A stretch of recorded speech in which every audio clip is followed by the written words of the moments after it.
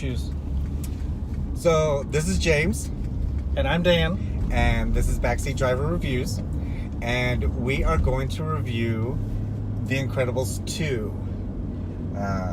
The long-awaited sequel to The The Incredibles. long-awaited sequel. They even had like a snippet in the beginning of the real characters saying, you know, it's been 14 years. It takes 14 years to write a good script. Yes, it does. It It does. It It was.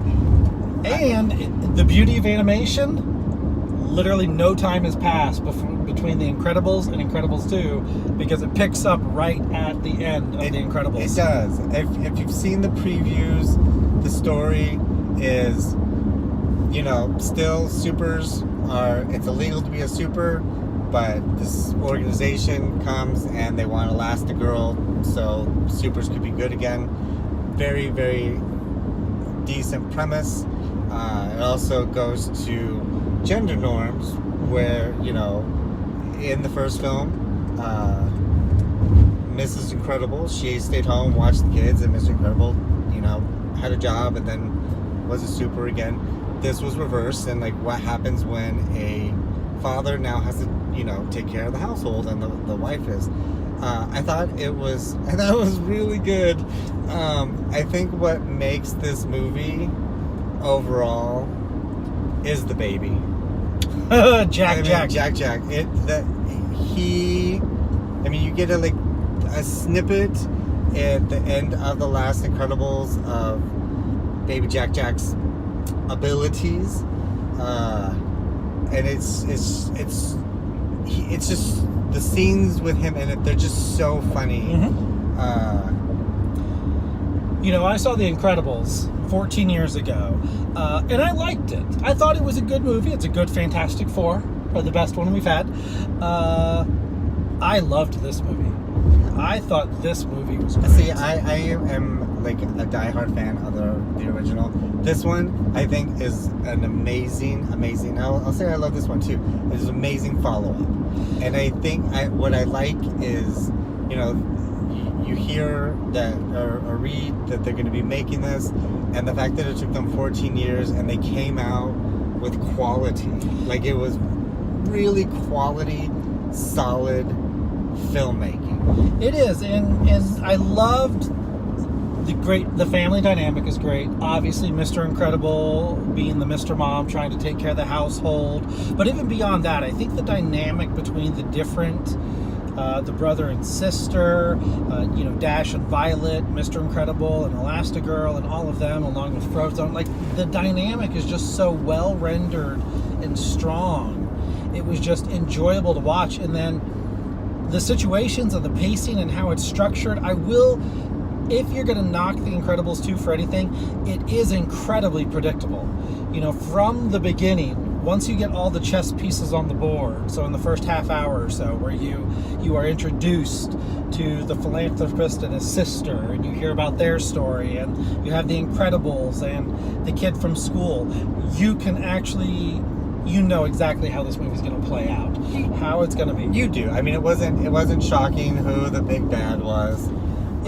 It's not, but to your point, it is quality. It's quality. It was entertaining. It was solidly written. It was well paced, and it is a beautiful looking film too. It is. There are some beautiful shots. What I like is, you know, there were new supers. Yeah. In it, and even their abilities. I mean, not so avant-garde that we haven't. I mean, if you're a comic enthusiast, like, nothing new. But I mean, it was done in like in a I think a good way. I mean, they have like the mutant looking character and like the big giant and yeah. Well, the one thing I liked about it was, funny enough, beyond the Incredibles themselves, all the other supers looked a little bit, you know, geeky or off. None of them looked like superheroes from comics where it was like, oh, it's the male model or the female model who have stepped out of the screen. They were all like geeky outcasts. They were, and it's basically The Incredibles is the antithesis of what like X-Men and yes, you know, the crappy DC films are. Sorry if you're a fan. Where it's like you're looking for, you know, Hugh Jackman like shirtless, and not that I'm against that. But I mean, this one is very much, you know, even that guy that had electrical abilities, he kind of looked like a dork, like was picked on in Yeah. school, and then now he has abilities. It's those subtle things that I think really help round out the film. Is I think those subtle things where these people are outcasts. They feel like it, they look like it, they probably are picked on, like you say. But again, I just thought the movie, while predictable, was so well done, and it's predictable in that way of like you go to a fine restaurant and you order a steak, and it's very predictable what you're going to get and stuff, but it's well prepared and it tastes great, and it's a very satisfying meal.